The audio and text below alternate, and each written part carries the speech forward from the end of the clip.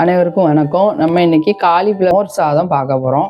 அதுக்கு காலிஃப்ளவர் சாதம் ரெடி பண்ணி வச்சுருக்கேன். காலிஃப்ளவர் சாதத்தை நம்ம உள்ள ஒரு பவுலில் எடுத்துக்கிட்டு ஒரு கிண்ணம் எடுத்துகிட்டு அதில் போட்டுக்கலாம்.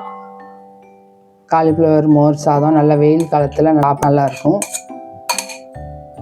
இப்போ காலிஃப்ளவர் சாதத்துக்கு சாதத்தை ரெடி பண்ணி உள்ளே போட்டுட்டேன். அதுக்கு தேவையான அளவு உப்பு போட்டுக்கலாம். அப்புறம் மோர் ரெடி பண்ணி வச்சுருக்கேன்.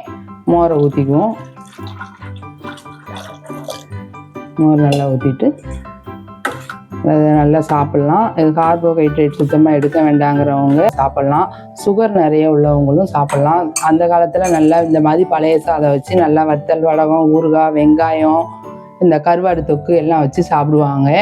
இப்போ எல்லாம் எனக்கு சாப்பிட ஆசையாக இருக்குது, ஆனால் எனக்கு சுகர் ஏறிடும், அரிசி சாதம் சாப்பிட்டா 400-500 சுகர் வந்துடுது அப்படின்னு சொல்கிறவங்க இந்த மாதிரி அழகாக இந்த மாதிரி மோர் சாதம் சாப்பிட்லாம். இது வரைக்கும் சப்ஸ்கிரைப் பண்ணாதவங்க சப்ஸ்கிரைப் பண்ணிவிட்டு வீடியோ பாருங்கள். அப்போ தான் நான் போகிற வீடியோ உங்களுக்கு உடனுக்குடன் சேரும்.